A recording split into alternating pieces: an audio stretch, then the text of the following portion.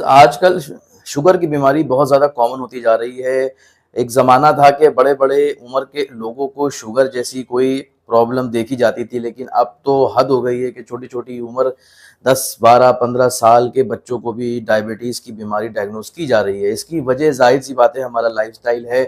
लेकिन आज मैं आपको 4 ऐसे टिप्स दूँगा कि अगर आप वो अपनी ज़िंदगी में उसको ऐड कर लेते हैं और उन टिप्स को बहुत ईमानदारी से फॉलो करना शुरू करते हैं, तो आपको शुगर अगर है तो आपकी शुगर बेइंतहा दर्जे कम हो जाएगी, और अगर नहीं है तो कभी आगे आपको ऐसी बीमारी इंशाल्लाह नहीं होगी। टिप नंबर 1 ये है कि आप कोशिश करें कि दिन में 2 टाइम ही अपना खाना खाएँ। मेरा कहने का मतलब ये है कि आप कोशिश करें कि ज़्यादा कैलोरी ना खाएँ, और दिन में 2 टाइम यानी ब्रेकफ़ास्ट और डिनर, ये 2 ही टाइम के खानों के ऊपर अपनी डाइट को ले आएँ। और यकीन मानिए मैं भी ऐसा कर रहा हूँ कई सालों से, और मैंने अपनी बॉडी के अंदर बहुत सारे पॉज़िटिव चेंजेस देखे हैं। दूसरा टिप ये है कि आप जब भी खाना खाने बैठें, अगर खाने में आप कोशिश करें कि कार्बोहाइड्रेट जितना हो सके कम हो, और प्रोटीन अगर आप ले रहे हैं, मीट वगैरह अगर आप ले रहे हैं तो उसको पहले खाएँ। पहले आप अपना प्रोटीन खाएँ, ख़त्म करें, उसके बाद आप अपना कार्बोहाइड्रेट लें, और उसके साथ-साथ आप कोशिश करें कि आप इसको खूब चबा-चबा के खाएँ। हालाँकि ये बात बहुत ही मामूली लगती है, लेकिन जितनी भी रिसर्चेज़ हुई हैं, उनमें ये चीज़ कन्फर्म हुई है कि जब हम बहुत ज़्यादा चबा के खाने को खाते हैं, मुँह में घुला के खाने को निगलते हैं, तो हमारी शुगर जो है वो कई परसेंट कम बढ़ती है, और हमारी बॉडी उस खाने को, भले ही वो कार्बोहाइड्रेट से रिच हो, उसको अच्छे से हज़म करती है। नंबर 3 मेरी टिप ये है कि आप जब भी खाना खाने बैठें तो 10 से 15 मिनट पहले आप असली सिरके का 1 ढक्कन पानी में मिला के ज़रूर पी लिया करें।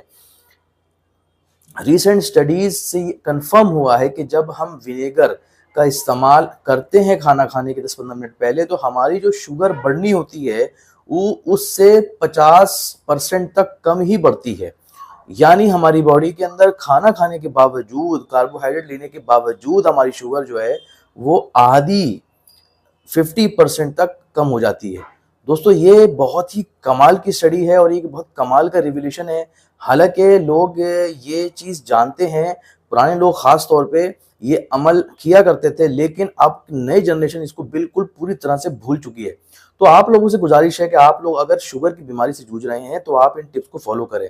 चौथी और लास्ट मेरी टिप ये है कि आप अपने खाने के अंदर फाइबर का इस्तेमाल ज़्यादा करना शुरू कर दें।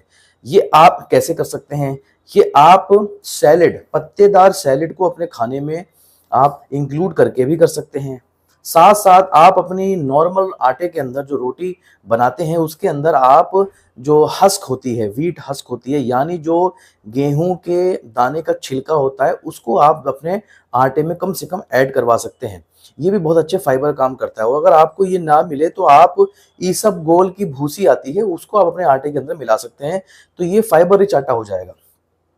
साथ-साथ आप ये भी कर सकते हैं कि अगर आपको फाइबर ज़्यादा ऐड करना है, तो आप अपने खाने के अंदर जो हैं, वो इस तरह की चीज़ों का इस्तेमाल ज़्यादा करें जो फाइबर रिच होती हैं, ठीक है? तो आप देखेंगे कि ये एक तरह से इस तरह की बैलेंस डाइट लेने से, जो कि मैं ही नहीं, मैं आज दुनिया इस बात की गवाही देती है कि एक बैलेंस डाइट ही इंसान की असल डाइट है, जिस पे इंसान को पैदा किया गया, उसको बनाया गया है, और वो बैलेंस डाइट हमें समझना चाहिए, उसको सीखना चाहिए, और उसी के ऊपर अपनी ज़िंदगी गुज़ारनी चाहिए। अगर हमें लंबी उम्र और साथ-साथ सेहतमंद ज़िंदगी चाहिए तो। इसी के साथ शुगर डायबिटीज़ को लेकर मैं वीडियोज़ बनाता रहता हूँ। पिछले 10 साल से मैं डायबिटीज़ के ऊपर वर्क कर रहा हूँ, और स्पेशली होम्योपैथी के अंदर मैं एक्सपर्ट हूँ, और इंशाल्लाह मैं कोशिश करूँगा कि और भी इससे रिलेटेड जो सवाल आते रहते हैं शुगर से रिलेटेड, और जो टिप्स हैं इसे मैनेज करने की और इसे पूरी तरह से रिवर्स करने की, मैं आपके सामने लाता रहूँ। कोई और सवाल अगर इससे रिलेटेड हो आपका, तो आप मुझे कमेंट बॉक्स में पूछ सकते हैं, बिल्कुल बेफ़िक्र होके। थैंक यू, खुदा हाफ़िज़, गुड बाय।